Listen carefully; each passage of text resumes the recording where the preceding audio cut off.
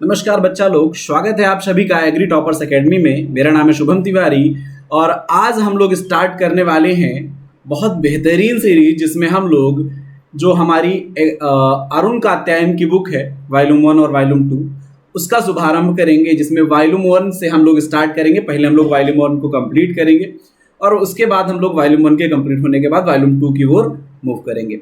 Basically आप लोगों के लिए ये सीरीज बहुत बेहतरीन होने वाली है क्योंकि जो आपको नेमरस सुंडा सीरीज आपको प्रोवाइड करती है वो आपको फैक्ट बेसिस नॉलेज प्रोवाइड कराती है। लेकिन जब आप कॉन्सेप्ट बेसिस नॉलेज की तरफ जाते हो तो आपके लिए बेहतर किताब के तौर पर अरुण कात्यायन आपके सामने होती है। और जहां पर क्वेश्चंस का लेवल हाई जाता है वहां पर आप अरुण कात्यायन पढ़कर ही क्वेश्चंस को हल कर पाओगे। नेमरस सुंडा और बाकी जो हमारी किताबें आती हैं जिनमें फैक्ट बेसिस पर नॉलेज रहता है उनसे आप उस गहराई तक पढ़ाई नहीं कर पाते हो। ठीक है, तो आपको बेहतरीन तरीके से गहराई तक ले जाने के लिए जो एग्रीकल्चर का समुंदर है उसमें घुसाने के लिए आपको मैं लेकर आ रहा हूँ अरुण कात्यायन की सीरीज, जिसमें पहली सीरीज की आज है पहली कक्षा है। ठीक है, इसके अलावा एग्री टॉपर्स एकेडमी को लगातार अगर आपको ये क्लासेस चाहिए तो पहले तो सब्सक्राइब कर लीजिए। ठीक है, इसके अलावा आपको अगर टेस्ट सीरीज ज्वाइन करनी है अरुण कात्यायन से रिलेटेड तो भी आप एग्री टॉपर्स एकेडमी को में जुड़ सकते हैं। वहाँ टेस्ट सीरीज जो है उसके ऐप पर चलती है और टेलीग्राम चैनल पर आप जुड़ जाएं तो जितनी भी टेस्ट सीरीज वगैरह होती रहती हैं वहाँ से उसकी आपको भरपूर जानकारी मिलती रहेगी। ठीक है, स्टार्ट करें हम लोग सेशन अपना। और इसके अलावा जिसको भी जानकारी चाहिए होगी कमेंट सेशन ऑन रहेगा। और आज और कल 2 दिन क्लासेज आपको रिकॉर्डेड मिल रही हैं। इसके बाद परसों से आपको जो क्लास होगी मंडे से, संडे ऑफ रहेगा, मंडे से जो आपकी क्लासेस होंगी वो आपको जो है लाइव क्लासेस अवेलेबल होंगी। और क्लासेस ऐसे ही लगातार चलती रहेंगी कंटिन्यूस बेसिस पर, सिर्फ संडे आपका ऑफ रहेगा। और ये जो सीरीज है बहुत फायदेमंद आपके लिए होने वाली है। और स्टार्ट करते हैं हम लोग। फिर स्टार्ट करने के बाद ही आपको समझ में आएगा कितना डेप्थ तक हम ले जाएंगे और कितना आपको फायदा इससे मिल सकता है। ठीक है, चलो। तो पहला जो टॉपिक आपको नजर आता है हिस्ट्री ऑफ एग्रीकल्चर। तो इतिहास की अगर बात करें एग्रीकल्चर की तो उससे पहले हमको पढ़ना पड़ेगा क्या, मानव का इतिहास। क्या पढ़ना पड़ेगा? मानव का इतिहास पढ़ना पड़ेगा। समझो जरा, मैं बात कर रहा हूं किसकी? मानव के इतिहास की बात कर रहा हूं, मानव का इतिहास। ठीक है, अगर मैं बात कर रहा हूं मानव के इतिहास की तो जरा समझो। अगर मैं आपसे कहूं कि आदमी जो है, इंसान जो है, मानव जो है, ये पृथ्वी पर कब आया? ठीक है, पृथ्वी पर कब आया? जब मैं समझाऊंगा तो मैं हिंदी में समझाऊंगा, उसके बाद मैं रीडिंग आपको इंग्लिश में भी कर दूंगा जिससे दोनों बच्चों को समस्या नहीं आएगी। तो मानो पृथ्वी पर कब आया तो भाई साहब हम कहते हैं 15 लाख साल पहले। कब? 15 lakhs ईयर एगो। 15 लाख साल पहले हम कह रहे हैं मानव पृथ्वी पर उद्भव हुआ। यानी जो आधुनिक मानव है इसकी अगर हम बात करें तो हमारा 15 लाख साल पहले मानव का उद्भव हुआ। आधुनिक मानव नहीं, होमोसेपियंस की बात नहीं कर रहे हैं। पहली बार मानव किसको कह सकते थे जिसके अंदर थोड़े बहुत मानव जैसे गुण थे, वो 15 लाख साल पहले आया। अगर आधुनिक मानव की बात करोगे होमोसेपियंस तो 30,000 साल पहले ही है। 15 लाख नहीं, सिर्फ 30,000, 30,000। ठीक है, चलो। इसके बाद मानव की उत्पत्ति की अगर बात किया जाए तो हम लोग एवोल्यूशन की बात करते हैं। थ्योरी ऑफ एवोल्यूशन आप लोग जान ही रहे हो। एवोल्यूशन की बात करते हैं। एवोल्यूशन की बात करेंगे अगर तो देखो, एवोल्यूशन में अगर देखा जाए तो सबसे पहले हमारे वानर हुआ करते थे। क्या होते थे? वानर हुआ करते थे, जिसे आप एपस कहते हो। एपस एक्चुअल में अगर देखा जाए मंकी की ही एक प्रजाति है, लेकिन अगर देखा जाए तो बंदर से मानव का उद्भव नहीं हुआ है। बेसिकली वानर से मानव का उद्भव है। वानर मीन्स एपस। ठीक है, एपस से मानव का उद्भव हुआ है। अगर बात करें हम मंकी भी कह सकते हो क्योंकि अब आम भाषा में बंदर और वानर में कोई अंतर नहीं रह गया। ठीक है, वानर, ठीक है, यानी बहुत पुराना नर। समझ में आया? यानी आदमी का उद्भव कहां से हुआ? वानर से हुआ, यानी एपस से हुआ है। सबसे पहले हमारे एपस थे। जो एपस हैं धीरे धीरे इन एपस में वेराइटीज डेवलप होनी स्टार्ट हुई, एवोल्यूशन होना स्टार्ट हुआ और ऑस्ट्रेलोपिथेकस आफ्रियनेसिस, क्या मैंने बोला? अफ्रीका में कौन बने? ऑस्ट्रेलोपिथेकस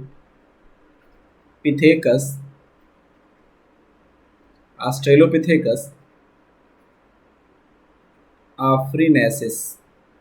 ठीक है, ऑस्ट्रेलोपिथेकस आफ्रिनेसिस, ये इनका उद्भव हुआ अफ्रीका में। इसीलिए माना जाता है कि मानव का सर्वप्रथम उद्भव जो हुआ है वो अफ्रीका से हुआ है। ठीक है, क्योंकि सबसे पहले जो मानव प्रजाति के तौर पर नजर आए वो हमें ऑस्ट्रेलोपिथेकस अफ्रीनेसिस नजर आए। फिर ऑस्ट्रेलोपिथेकस अफ्रीनेसिस में और उत्परिवर्तन होने लगा और एवोल्यूशन हुआ। धीरे धीरे जो ये अफ्रीनेसिस थे, ऑस्ट्रेलोपिथेकस थे, इन्होंने क्या किया, इन्होंने अपने हाथों का प्रयोग करना स्टार्ट किया। मतलब ये चलते थे 4 पैरों से, उसके बाद इन्होंने आगे वाले जो पैर थे उनको चीज़ों को उठाने के लिए, पकड़ने के लिए, ऐसी चीज़ों के लिए इस्तेमाल करना स्टार्ट कर दिया। यानी और तब इन्हें कहा जाने लगा क्या, होमो हैबिलस। क्या कहा जाने लगा, होमो हैबिलस कहा जाने लगा। इनका काम क्या था, ये हाथ का प्रयोग करने लगे थे। ठीक है, 4 पैर पे चलने वाले मानव अब आगे वाले दोनों पैरों का प्रयोग हाथ के जैसे करने लगे थे। आज के टाइम पर आप बंदरों को देखते हैं ना, 2 आगे वाले पैरों का हाथों के तौर पे भरपूर उपयोग करते हैं वो लोग, चीज़ों को उठाने के लिए, खाने के लिए, पकड़ने के लिए।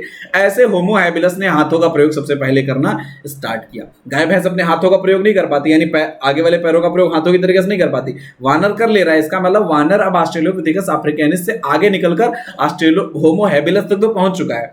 इसके बाद कहीं कहीं पर आप देखते हो ये होमो हैबिलस जो है, इन्होंने जब धीरे धीरे हाथों का यूज स्टार्ट किया तो ऐसा कई बार हुआ कि ये जब चल रहे थे तो चलते चलते इन्होंने चीज़ों को पकड़ने के लिए, मान लो ऊंचाई पर कोई चीज़ पकड़नी है तो इन्होंने क्या किया, अपने हाथों को ऊपर उठाया और धीरे धीरे क्या हुआ, ये 2 पैरों पर खड़े हो गए। और इनको लगा यार ये चलने की प्रक्रिया तो बहुत आसान है भाई, 4 पैरों पर चलना ज़्यादा टफ इनको लगा और 2 पैरों पर चलना ज़्यादा ईजी लगा।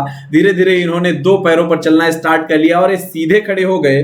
जब ये सीधे खड़े हो गए तो इन्हें कहा जाने लगा होमो इरेक्टस। क्या कहा जाने लगा, होमो इरेक्टस। इरेक्ट मतलब होता है सीधा, ठीक है, तो ये सीधा खड़ा होना, सीधा खड़े हो गए तो होमो इरेक्टस बन गए। इसके बाद होमो इरेक्टस में क्या हुआ, होमो इरेक्टस को ही हम जावा मैन भी बोलते हैं। क्या बोलते हैं इसे, हम आल्सो जावा मैन कहते हैं। होमो इरेक्टस जो चलना स्टार्ट किए थे खड़े होके, उसी को हम जावा मैन भी कहते हैं। ठीक है, अच्छा, जावा मैन कहते हैं होमो इरेक्टस को। इसके बाद एक और प्रजाति आती है निएंडरथल। निएंडरथल का मानसिक विकास धीरे धीरे हुआ और मानसिक विकास होने के बाद धीरे धीरे वो कन्वर्ट हो गया होमो सैपियंस में। ठीक है, अच्छा, मैं इसी को थोड़ा सा नेक्स्ट पेज पर आगे बढ़ा देता हूँ।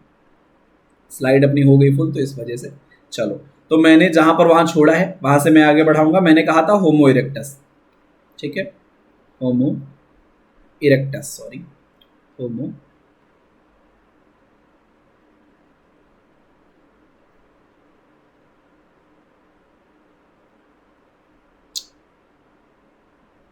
इरेक्टस की बात कर रहे हैं।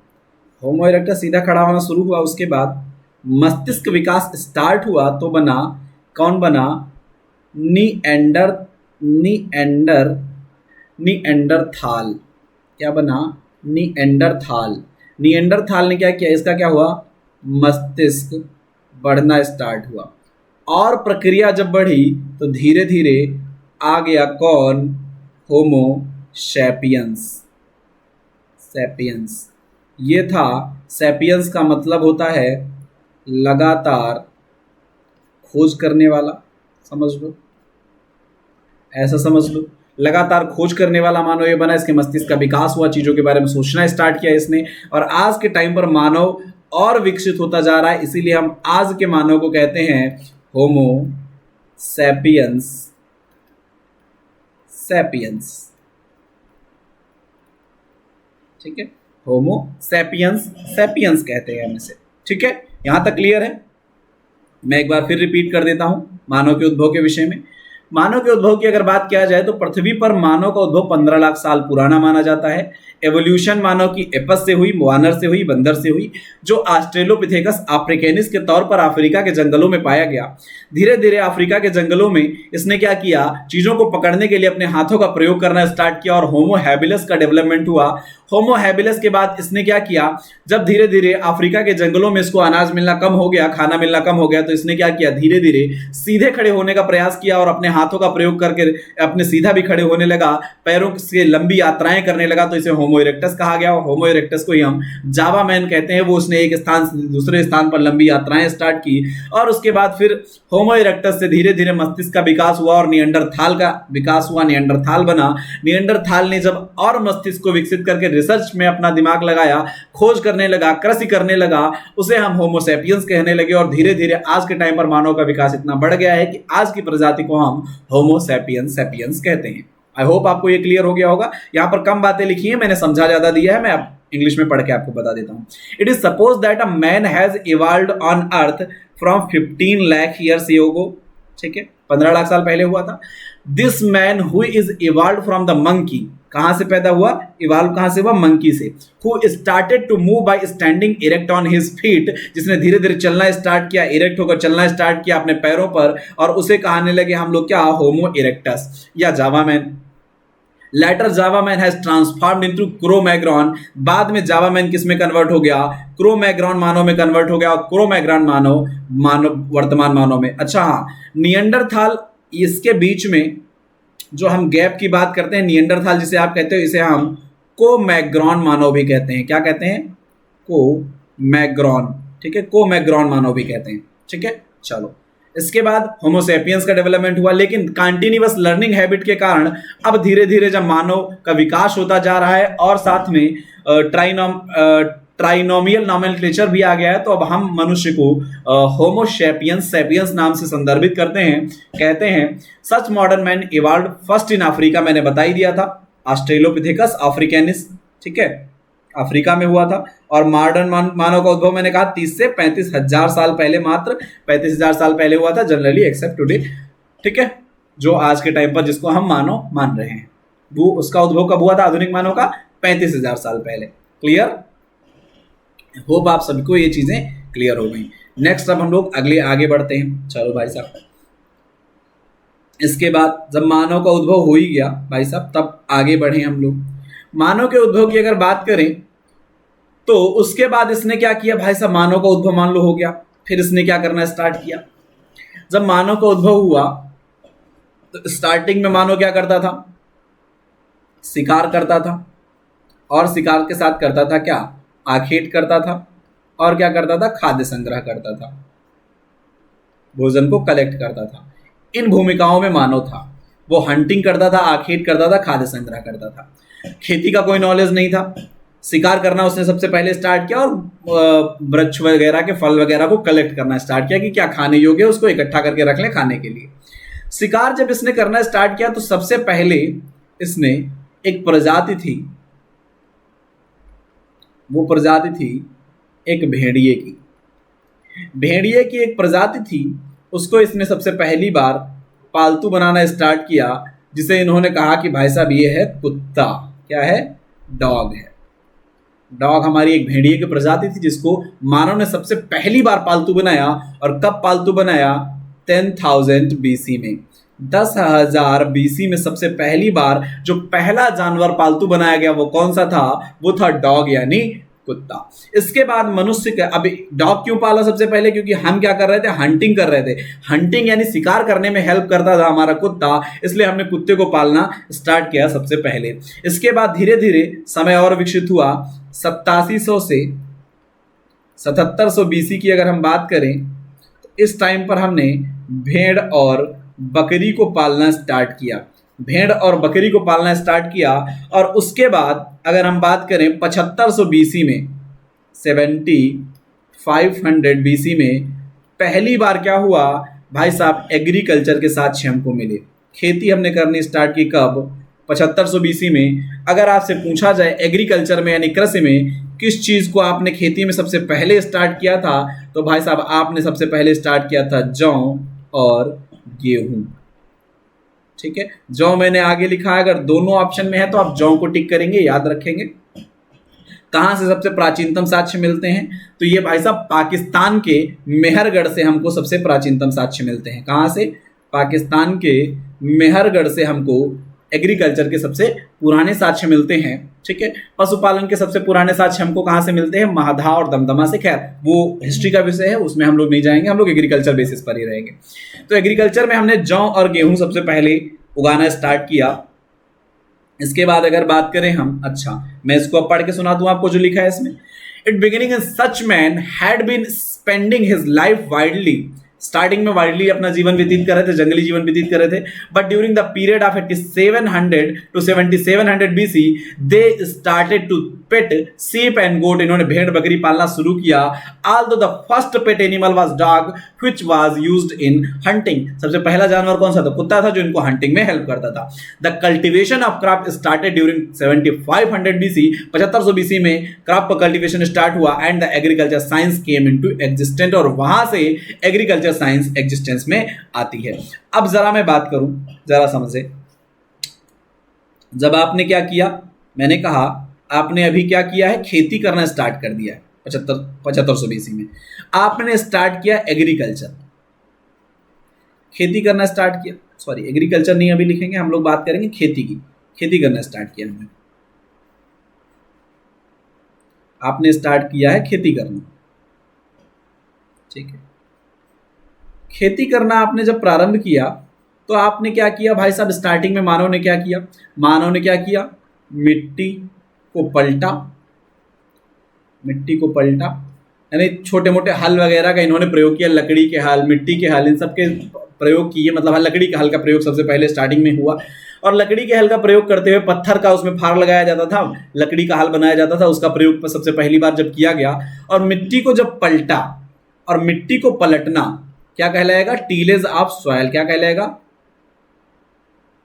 टीलेज ऑफ सॉइल, यानी आपने क्या किया, सॉइल की टिलरिंग की, और इसी को हम क्या कहते हैं, एग्रीकल्चर कहते हैं, क्या कहते हैं, एग्रीकल्चर कहते हैं, यानी study of tillering the soil या फोल्डिंग द सॉइल या टिलरिंग ऑफ सॉइल, इसी को हम क्या कहते हैं, एग्रीकल्चर कहते हैं। अगर मैं बात करूं यहां से एग्रीकल्चर का हमारे उद्भव हो गया।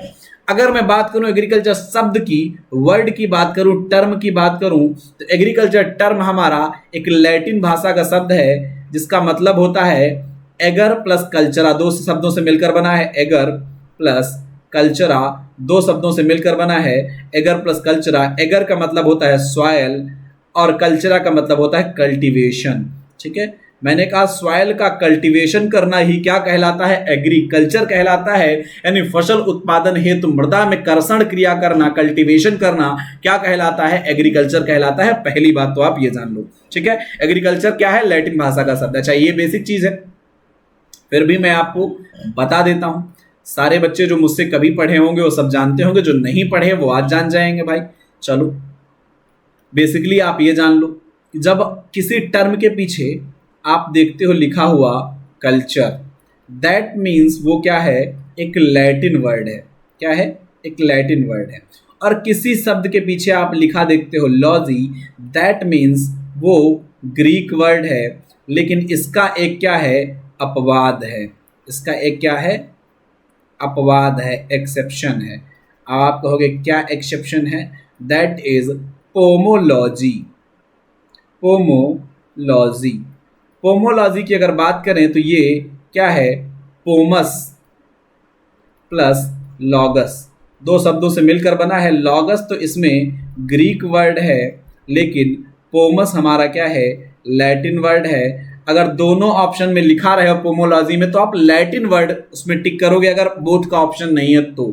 क्यों बोथ का ऑप्शन नहीं तो लैटिन टिक करोगे, कि लॉजी का मतलब होता है अध्ययन करना, तो लॉजी इसका कोर बिंदु नहीं है। पोमो, पोमो मतलब फल, फलों का अध्ययन करना, तो भाई साहब अध्ययन कोर बिंदु नहीं, क्या कोर बिंदु है, फल कोर बिंदु है। इसका मतलब पोमो इसका मेन पॉइंट है, तो आप इसको लैटिन भाषा में काउंट करेंगे। यानी पहला एक ऐसा शब्द है जो जिसके पीछे लॉजी लगा है, फिर भी वो क्या है, लैटिन भाषा का शब्द है। हालांकि वो लैटिन प्लस ग्रीक मिक्सचर है, लेकिन फिर भी लैटिन भाषा का शब्द उसको हम काउंट कर सकते हैं बेसिकली। क्लियर, चलो अच्छा ये बात आई, ये तो तुमने कर लिया भाई, एग्रीकल्चर का अध्ययन तुमने कर लिया, एग्रीकल्चर समझ में आ गया क्या होता है, ये आपने पूरा समझ लिया, मैंने बता दिया है। एगर प्लस कल्चरा मिलकर बना है सॉइल कल्टीवेशन, यानी cultivation of soil is known as agriculture, आपको समझ में आ ही गया है। चलो इसके बाद मैं बात करूं अगर, तो इस प्रकार एग्रीकल्चर हमारी क्या है, आर्ट और साइंस दोनों ही है। Agriculture art and science both है, ठीक है। अच्छा, जिसमें हम ह्यूमन की एक्टिविटी जो सॉइल से संबंधित है उन सबका अध्ययन करते हैं। सॉइल से रिलेटेड उसकी जितनी एक्टिविटीज हैं उनका अध्ययन हम लोग करते हैं, ह्यूमन बिहेवियर का अध्ययन करते हैं उसी से रिलेटेड। तो आर्ट और साइंस ये दोनों में हम लोग इसको रख सकते हैं। अच्छा अच्छा अच्छा, discovery of use of iron, लोहे की खोज लगभग 1000 BC के आसपास हुई थी। अतरंजी खेड़ा 1400 BC सबसे पुराना मिलता है, वैसे लगभग लोहा हमको 1000 BC से मिलना स्टार्ट होता है। आयरन जो हमारा रिवोल्यूशन है, इसने एग्रीकल्चर को बड़े पैमाने पर बढ़ाने का प्रयास किया और खेती को तेज भी किया। लेकिन लेकिन लेकिन लेकिन समझो जरा, मैंने कहा आगे की अगर मैं बात करूं तो यहां तक आपको एग्रीकल्चर समझ में आया। चलो, इसके बाद मैंने कहा जब लोहा सामने आया, लोहा आया तो लोहे के आने से क्या हुआ, एग्रीकल्चर में ग्रोथ बढ़ी, एग्रीकल्चर की ग्रोथ बढ़ी। क्यों? क्योंकि लोहा आसान कर दे रहा था कल्टीवेशन को, ग्रोथ बढ़ गई खेती की, उत्पादन बढ़ा, ग्रोथ बढ़ी यानी उत्पादन बढ़ा। लेकिन हमारे पास मैनेजमेंट नहीं था, हमारे पास क्या था, लेकिन हमारे पास क्या था, प्रबंधन का अभाव था, प्रबंधन का अभाव था। और इस प्रबंधन के अभाव के चलते धीरे धीरे उत्पादन फिर कम होने लगा, कम होने लगा। बेसिकली अगर देखा जाए तो उत्पादन भले न कम होने लगा, लेकिन धीरे धीरे हुआ क्या, एक्चुअल में हुआ क्या, पॉपुलेशन बढ़ी, पॉपुलेशन बढ़ी। लेकिन भूमि क्या है, लैंड क्या है, लैंड क्या है, वो लिमिटेड है, सीमित है। पॉपुलेशन बढ़ रही है, लैंड क्या है, लिमिटेड है, सीमित है। और ऐसी कंडीशन में क्या होगा, ऐसी कंडीशन में क्या होगा, हमको इसका जमीन का मैनेजमेंट करना होगा, मैनेजमेंट करना होगा। इसलिए हमको मैनेजमेंट करना होगा, प्रबंधन करना होगा। और इसी मैनेजमेंट करने को, भूमि के मैनेजमेंट करने को या फील्ड के मैनेजमेंट करने को ही हम क्या कहते हैं, एग्रोनॉमी कहते हैं।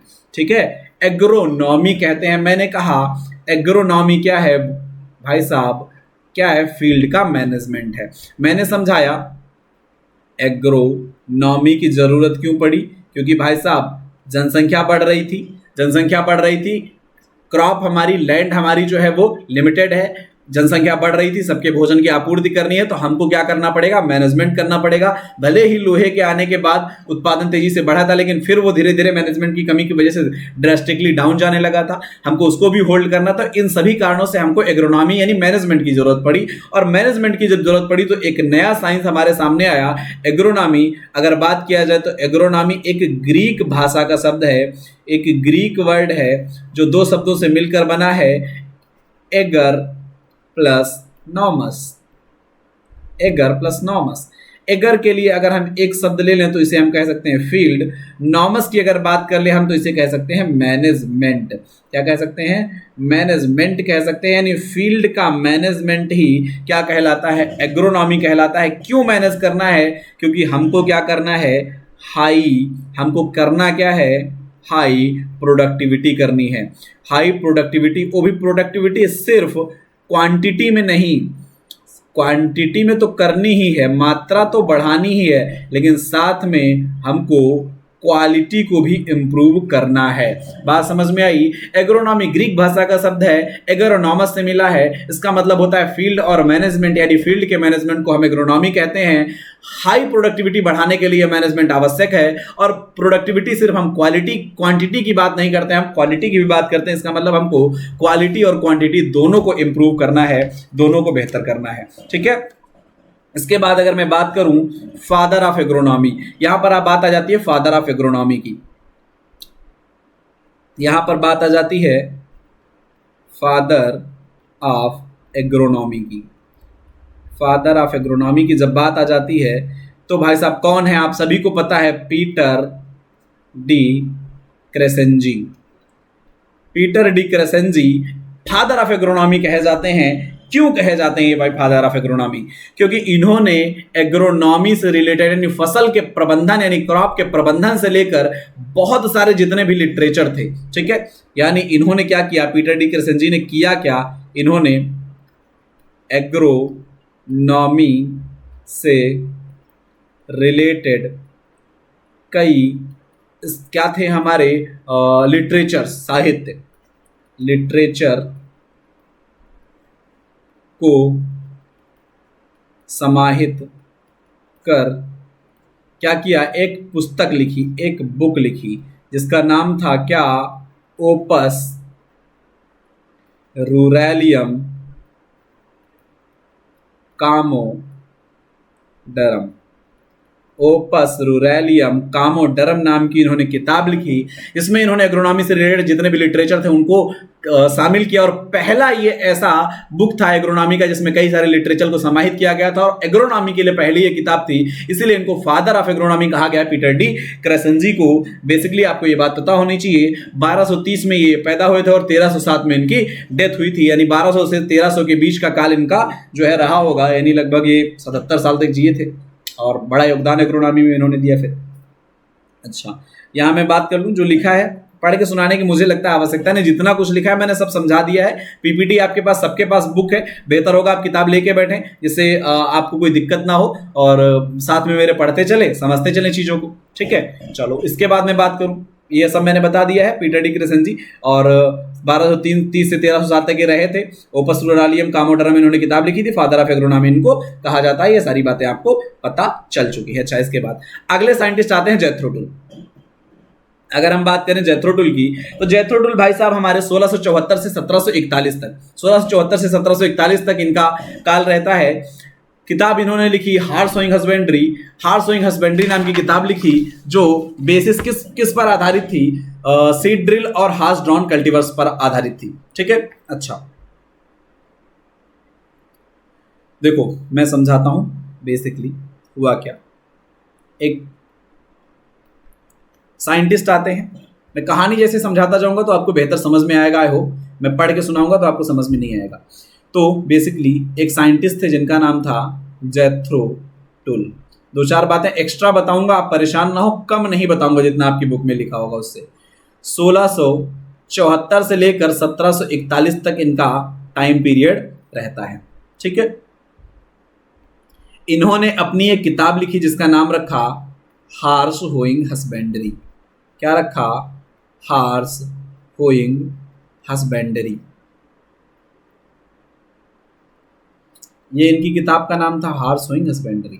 अच्छा, इस किताब के आधार पर पहली बार, इसके आधार पर पहली बार क्या किया गया, पहली बार सीड ड्रिल की बात आई। सीड ड्रिल, इस किताब के आधार पर पहली बार सीड ड्रिल का डेवलपमेंट हुआ, प्लस पहली बार हार्स ड्रॉन कल्टीवर यानी पशु चालित हमारे जो हल थे, हिंदी में लिख दें आपको ज्यादा समझ में आएगा, पशु चालित हल, हार्स ड्रॉन कल्टीवर, पशु चालित हल।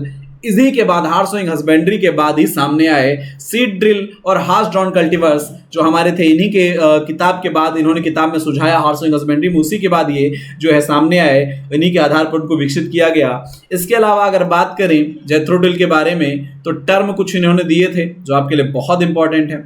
कौन कौन से टर्म, बेसिकली तो वीड शब्द इन्होंने दिया था, ठीक है, टीलेज शब्द इन्होंने दिया था, जीरो टीलेज भी शब्द इन्होंने दिया था, टीलेज, जीरो टीलेज सारे शब्द इन्होंने दिए थे, ठीक है। अच्छा, अगर मैं बात करूं ये शब्द तो जीरो टीलेज इन्होंने दिया था और पहले भी दो शब्द दिए थे वीड और टीलेज। अब वीड और टीलेज दो शब्द दिया था तो इसके फादर तो जेथरो टुल हैं,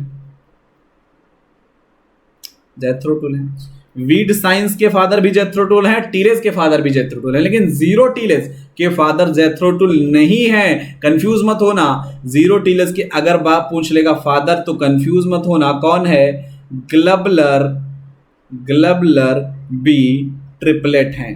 कौन है, ग्लबलर बी ट्रिपलेट हैं। ये आपके लिए जानना जरूरी था, मैंने बता दिया। फिर से मैं बताता हूं, जेथरो टुल 1674 से 1741 तक इनका टाइम पीरियड था। हार्स होइंग हस्बेंड्री इन्होंने किताब लिखी और उस किताब के आधार पर पहली बार सीड ड्रिल और हार्स ड्रॉन कल्टीवर्स यानी पशुचलित हलों का विकास किया गया और इन्होंने शब्द वीड, टीलेज और जीरो टीलेज दिए थे। वीड और टीलेज यानी वीड साइंस और टीलेज साइंस के फादर इनको कहा जाता है जेथरो टुल को, जबकि जीरो टीलेज के फादर कहे जाते हैं ग्लबलर बी ट्रिपलेट।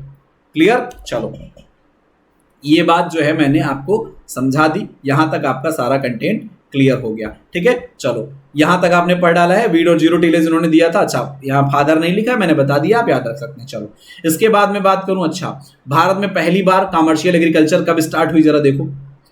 स्टार्टिंग की अगर मैं बात करूं, समय के साथ आगे बढ़ते रहना बहुत जरूरी है। अंग्रेज भारत में आए सन 1600 में, और धीरे धीरे उन्होंने भारत को जीतना स्टार्ट किया। 1775 में प्लासी और 1764 में बक्सर की लड़ाई के बाद उन्होंने बड़े पैमाने पर भारत पर कब्जा कर लिया। भारत पर जब उन्होंने कब्जा कर लिया तो उन्होंने यहां से अपने हिसाब की वस्तुओं का उत्पादन करवाना स्टार्ट किया और किसानों पर दबाव डाला कि कमर्शियलाइज क्रॉप्स का उत्पादन किया जाए। क्या किया जाए, कहानी को मैं जोड़ता चल रहा हूं, देखते चलना। अभी कॉमर्शियल एग्रीकल्चर को इसने स्टार्ट करवाया। कॉमर्शियल एग्रीकल्चर को स्टार्ट कराना था, जिसके तहत हमको कमर्शियल फसलों के तौर पर कौन कौन सी फसलें हमको उगानी थी। तो भाई साहब, कमर्शियल फसलों के तौर पर आप क्या उगाते हो, गन्ना सबसे ज्यादा उगाता है। ठीक है, और उस समय कपड़ा बनाना सबसे बड़ा अंग्रेजों का कारखाना था, तो कपड़े के लिए कॉटन, सॉरी कपड़ा नहीं लिखना है, कॉटन उत्पादन करवाना ना, और साथ में तंबाकू। इन तीन चीजों का उत्पादन बड़े पैमाने पर भारत में करवाना अंग्रेजों ने स्टार्ट किया कमर्शियलाइजेशन के नाम पर। ठीक है, कमर्शियल एग्रीकल्चर के नाम पर शुगर केन, कॉटन और टोबैको के प्रोडक्शन को तेजी से बढ़ाया गया और जबरदस्ती खेती करवाई जाती थी कमर्शियल फसलों की, क्योंकि उनको आवश्यकता थी इसके कच्चे माल की। ठीक है, चीनी की आवश्यकता कच्चे माल की उनको थी, और कपड़ा कॉटन, उनको कपड़ा बनाना था तो कॉटन की आवश्यकता थी। तंबाकू वो चीन में निर्यात करते थे। बेसिकली आप देखो, ब्रिटिशर्स की टेक्नोलॉजी देखिए आप, जब वो भारत पे कब्जा किए, चाइना से उनको व्यापारिक घाटा हो रहा था। चाइना से वो व्यापार करते थे, उनको व्यापारिक घाटा होता था, और व्यापारिक घाटे के तौर पे अगर देखा जाए तो ऐसा होता था कि भाई साहब, चाइना से उनको बहुत सारी चीजें अपने यहाँ ले जानी पड़ती थी ब्रिटेन, और उसके बदले में उनको हीरे जवाहरात सोना चांदी देना पड़ता था, क्योंकि कुछ भी ब्रिटिश के पास ऐसा नहीं था जो चाइना वाले उनसे खरीदते। ठीक ना, चाइना वालों ने दिमाग लगाया, भारत में उन्होंने तंबाकू का प्रोडक्शन बढ़ाया।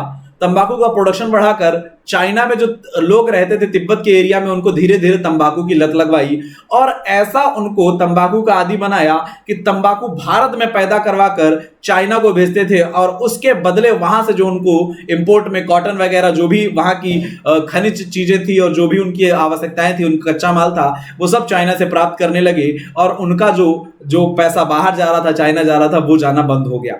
ये टेक्नोलॉजी उन्होंने लगाई, और इसी के चलते उन्होंने भारत में कॉमर्शियल एग्रीकल्चर स्टार्ट करवाई सबसे पहले। और कॉमर्शियल एग्रीकल्चर स्टार्ट करवाई गन्ना, कपड़ा और तंबाकू की, मैंने आपको समझाया। और इसके लिए उन्होंने 1871 में, समझो जरा, इसके लिए उन्होंने किया क्या, गन्ना, कपड़ा और तंबाकू का उत्पादन करवाना था। इसके लिए उन्होंने क्या किया, 1871 में एक ड्रैक बनाया। क्या बनाया, DRAC, joint department of revenue, agriculture and commerce, राजस्व, कृषि और वाणिज्य, इन तीनों को ज्वाइंट करके एक डिपार्टमेंट बनाया, जिसे कहा गया क्या, ड्रैक। कहने का मतलब है ज्वाइंट डिपार्टमेंट ऑफ रेवेन्यू, मतलब राजस्व, कर जिसे आप कहते हो, और एग्रीकल्चर और कॉमर्स यानी वाणिज्य।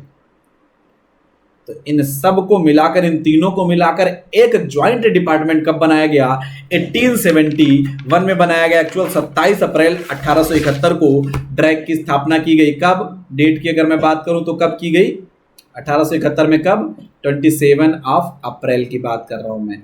1871 में अगर पूछा जाए ड्रैक जब बना, तो इस ड्रैक को बनाने की सिफारिश किसने की थी, ड्रैक को बनाने की सिफारिश की थी एओ ह्यूम ने। किसने, सिफारिश यानी रिक्वेस्ट किसने की थी, रिक्वेस्ट किसने की थी, सिफारिश किसने की थी, वो की थी एओ ह्यूम ने की थी। एओ ह्यूम भारतीय राष्ट्रीय कांग्रेस के पहले अध्यक्ष, अंग्रेज। चलो इसके बाद अगर बात करूं, एस्टैब्लिश किसने किया, एस्टैब्लिश्ड किसने किया, यानी बनाया किसने, तो उस समय गवर्नर जनरल कौन था, लॉर्ड मेयो। अच्छा, जब बात कर ही रहे लॉर्ड मेयो की, तो एक बात और बता दूं, 1871 में ड्रैक की स्थापना लॉर्ड मेयो के काल में हुई, और पहली जनगणना, अगर मैं बात करूं, आपसे पूछ लिया जाए पहली जनगणना किसके काल में हुई थी? 1872 में लॉर्ड मेयो के काल में ही हुई। ठीक है। 1871 में पहली बार क्या हुआ? ड्रैग की स्थापना हुई, joint department of revenue agriculture and commerce. Request की थी एओ ह्यूम ने, और उसके रिक्वेस्ट पर लॉर्ड मेयो उस समय जो है भारत के गवर्नर जनरल थे, और उन्होंने पहली बार जो है ड्रैग की स्थापना की 1871 में, और 1872 में उनके सामने ही भारत में पहली जनगणना 1872 में की गई थी। अच्छा, इसके बाद अब जब ऐसा किया उन्होंने तो हुआ क्या? परिणाम क्या निकला? परिणाम था ब्रिटिशर्स को तो फायदा होगा, ऑब्वियस सी बात है, अपने फायदे के लिए वो कर रहे हैं, लेकिन भारत में क्या समस्याएं आई? भारत में समस्या पैदा हुई। क्या पैदा हुई समस्या? देखो भाई साहब, भारत की जनसंख्या बढ़ रही थी, भारत की जनसंख्या तेजी से बढ़ रही थी। ठीक है, जनगणना ठीक 71 में हुई, जनगणना हुई, लेकिन जनसंख्या तेजी से पहले से बढ़ी आ रही थी।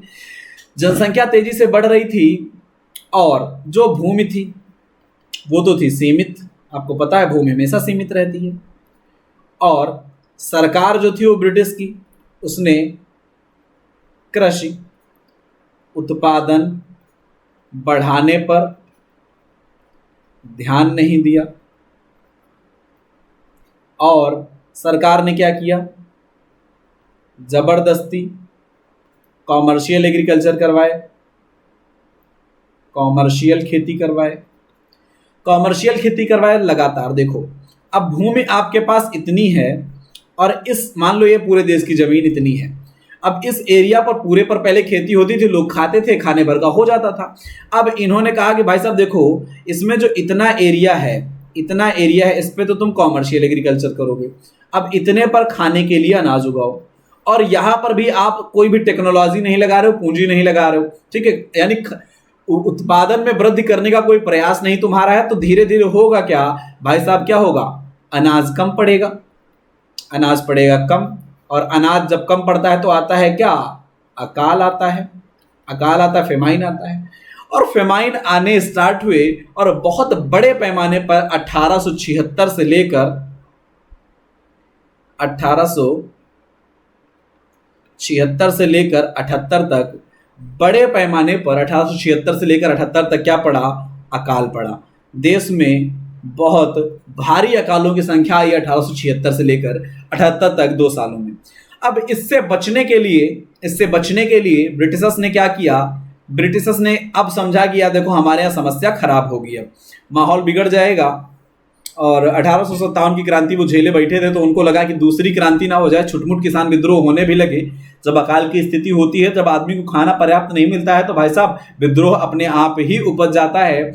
तो 1876 से 78 तक भयंकर तरीके से अकाल पड़े, और भारी अकाल पड़ने के कारण सरकार ने क्या किया? 1878 में एक स्ट्रैची आयोग बनाया, एक स्ट्रैची कमेटी बनाई, स्ट्रैची की अध्यक्षता में एक कमेटी बनाई, और उसके बाद 1880 में भारत में अकाल आयोग बनाया गया। क्या बनाया गया? अकाल आयोग बनाया गया 1880 में, जिसे आप स्ट्रैची आयोग भी कह सकते हो, स्ट्रैची आयोग भी कह सकते हो, स्ट्रैची कमीशन भी कह सकते हो, क्योंकि इसके अध्यक्ष जो थे वो स्ट्रैची थे।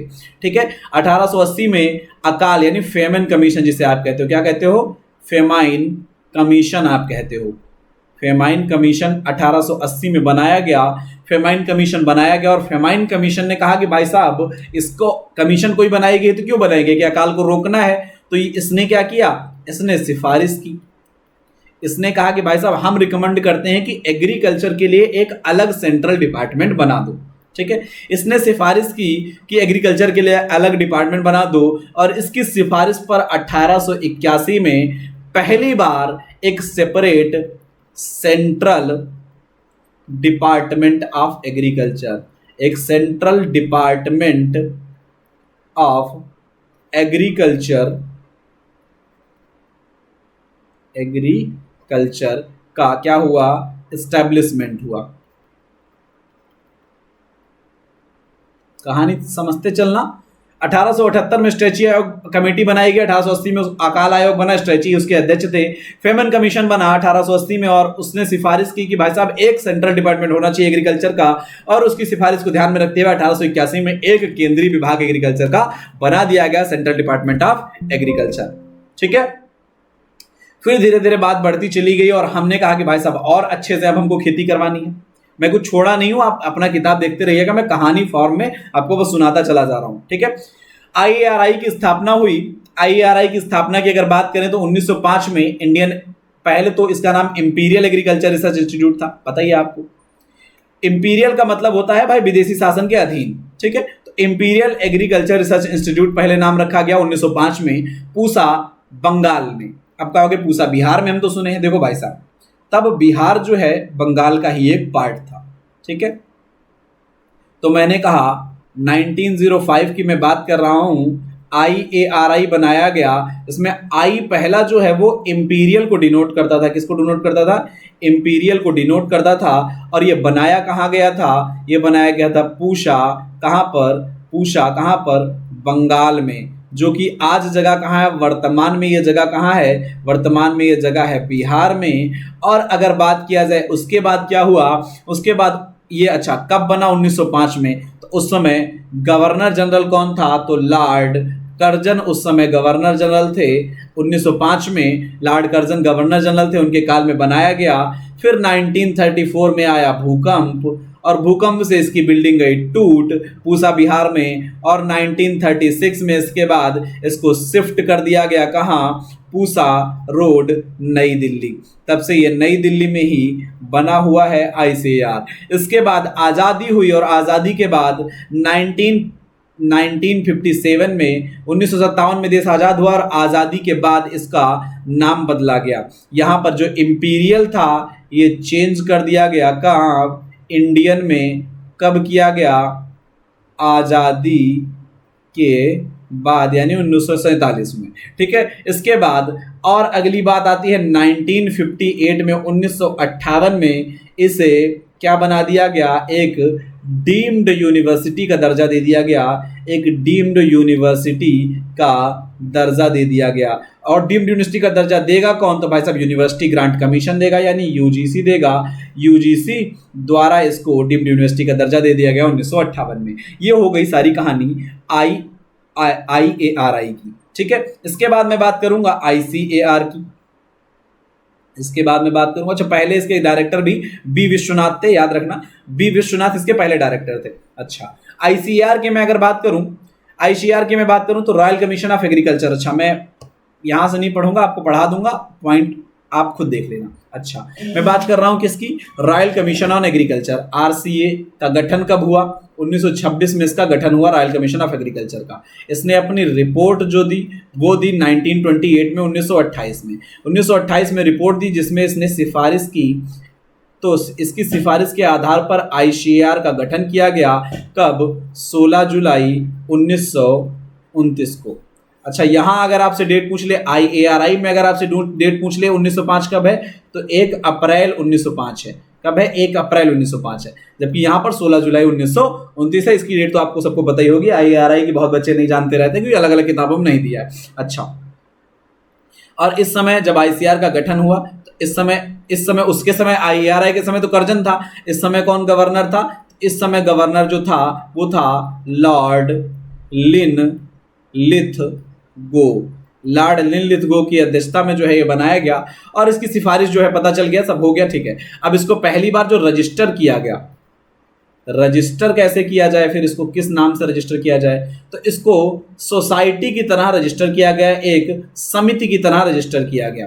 अब समिति को किसी रजिस्टर करना होता है तो कहाँ करते थे हम लोग? तो सोसाइटी रजिस्ट्रेशन एक्ट में करते थे। किसमें करते थे? एक एक्ट बना था सोसाइटी रजिस्ट्रेशन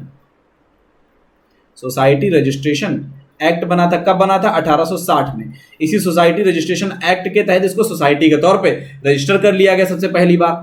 अगर इसके बारे में और जानकारी चाहिए तो और बताते हैं आपको। फिर हम पहली बार इसके जो है सोसाइटी के तौर पे रजिस्टर तो किया गया, लेकिन इसके पहले प्रेसिडेंट जो बने, पहले प्रेसिडेंट जो इसके बने वो कौन थे? वो थे मोहम्मद हबीबुल्लाह। मोहम्मद हबीबुल्लाह इसके पहले प्रेसिडेंट बने। और पहले सेक्रेटरी की अगर मैं बात करूं, पहले सेक्रेटरी की अगर मैं बात करूं तो कौन बना था? यसे हैदरी। यसे हैदरी इसके पहले सेक्रेटरी बने। ऐसे हैदरी इसके पहले सेक्रेटरी बने। और फिर 1946 में अगर देखा जाए तो इसको भी रीनेम कर दिया गया। वो आज़ादी के बाद रीनेम हुआ था, जबकि आईसीआर को imperial council of agriculture research की जगह पर Indian council of agriculture research जो है 1946 में आज़ादी से 1 साल पहले ही कर दिया गया था। और इस समय इसके प्रेसिडेंट कौन थे? वो थे जोगेंद्र सिंह। कौन थे? जोगेंद्र सिंह। जब इसका रीनेम किया गया तो जोगेंद्र सिंह इस समय इसके प्रेसिडेंट थे। इसके बाद अगर बात किया जाए 1966 में हम लोग चलें 20 साल बाद, तो 1966 में क्या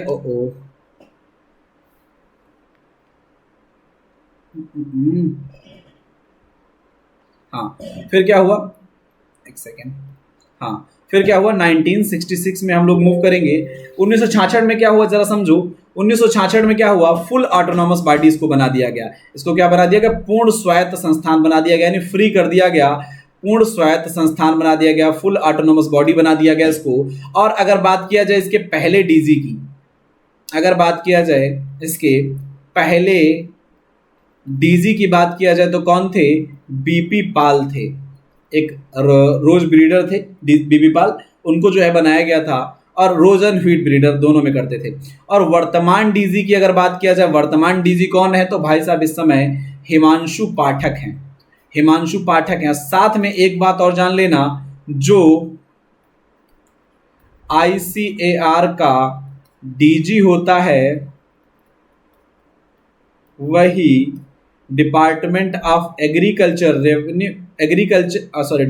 department of agriculture research and education का भी सेक्रेटरी होता है।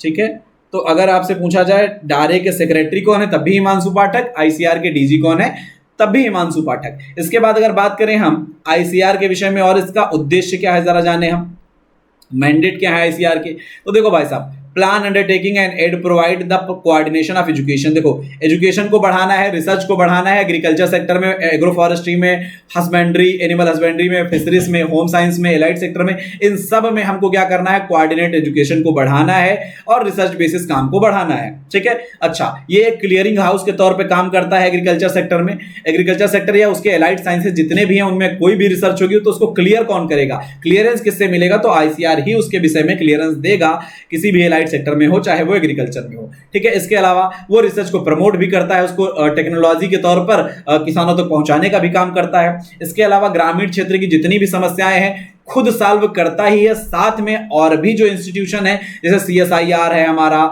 बार्क है हमारा, इन सब के जरिए हल करवाने का प्रयास करता है। यहां पर देखो बार्क है, सीएसआईआर है, इन सब के जरिए हल करवाने का प्रयास करता है। इसके अलावा और भी सोसाइटी के तौर पे, क्योंकि इसको सोसाइटी रजिस्ट्रेशन एक्ट के तहत रजिस्टर किया गया है, तो सोसाइटी तो ये है ही है, तो सोसाइटी के तौर पे जितने काम आवश्यक होते हैं वो सारे काम तो ये करता ही करता है। ठीक है, इसके बाद एग्रीकल्चर कॉलेजेस की एंड यूनिवर्सिटीज की अगर बात किया जाए तो 1901 से 5 के बीच में 6 एग्रीकल्चर कॉलेज बनाए गए थे। कहां पर? पुणे, कानपुर, साबार, नागपुर, लियालपुर, कोयम्बटूर। ठीक है, पुणे, कानपुर, साबार, नागपुर, लियालपुर, कोयम्बटूर, जिसमें लियालपुर क्या है आज के टाइम पर पाकिस्तान में है, यानी 5 उस समय के भारत में है, जो हमारे फर्स्ट 6 एग्रीकल्चर कॉलेजेस बनाए गए थे 1901 से 5 के दौरान। ठीक है, इसमें अगर मैं बात करूं एक्सटेंशन की पढ़ाई सबसे पहले कहाँ स्टार्ट हुई, तो साबौर जो हमारा भागलपुर बिहार में है, भागलपुर बिहार में, वहां पर एक्सटेंशन की पढ़ाई सबसे पहली बार स्टार्ट की गई थी। ठीक है, इसके बाद अगर मैं बात करूं तो पहली एजुकेशन कमीशन जो है 1949 में बनी थी और राधाकृष्णन इसके हेड थे पहले एजुकेशन कमीशन के। अच्छा, अगर मैं बात करूं पहली एग्रीकल्चर कमीशन जो बनी थी 1949 में बनी थी, और इसके अलावा जो इसके हेड थे कौन थे? राधाकृष्णन के भी पहले शिक्षा मंत्री वही थे, तो हेड भी पहली एजुकेशन कमीशन के, पहले शिक्षा आयोग के जब कब बनी थी 1949 में, उसके भी अध्यक्ष वही बनेंगे, हेड वही बनेंगे। और इसके अलावा कुछ इंडो अमेरिकन टीम्स बनाई गई थी, 2 इंडो अमेरिकन टीम्स एक्चुअल में बनाई गई थी, एक 1954 में, एक 1959 में।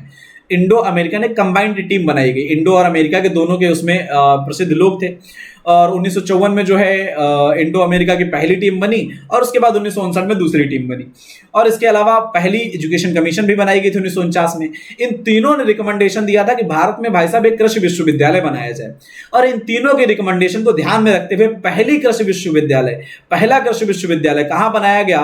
Govind Ballabh Pant agriculture university and technology Uttar Pradesh में बनाया गया था, नैनीताल में। लेकिन उत्तर प्रदेश बाद में 2000 में अलग हो गया, उत्तराखंड हो गया नैनीताल। तो उत्तराखंड में आज के टाइम पर है, उस समय वो यूपी का पार्ट हुआ करता था।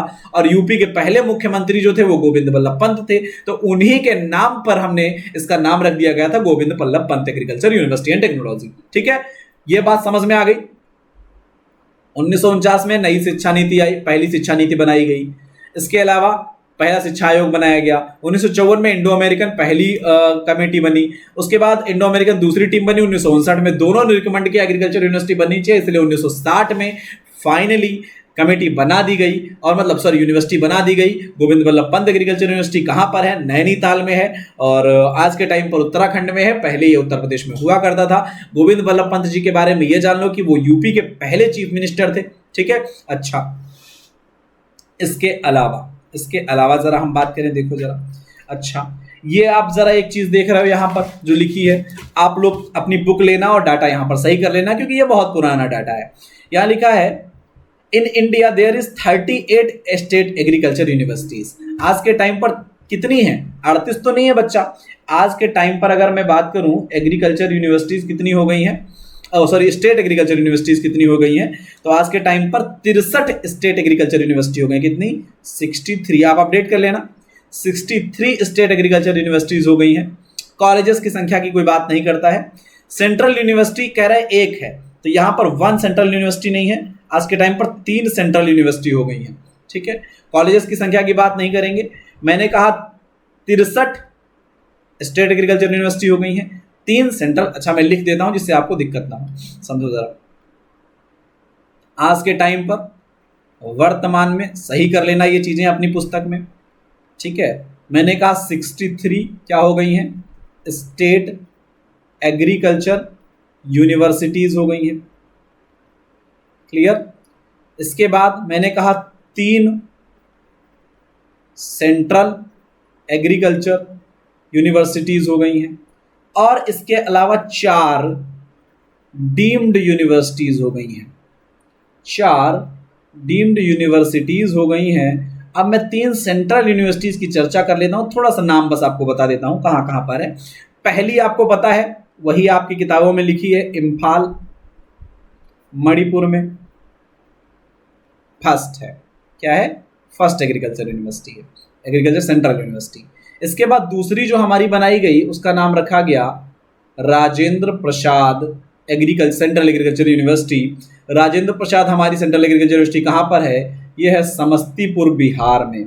कहाँ है? समस्तीपुर बिहार में। इसके बाद तीसरी हमारी जो एग्रीकल्चर यूनिवर्सिटी बनाई गई वो बनाई गई रानी लक्ष्मीबाई। कहाँ रहती हैं वो?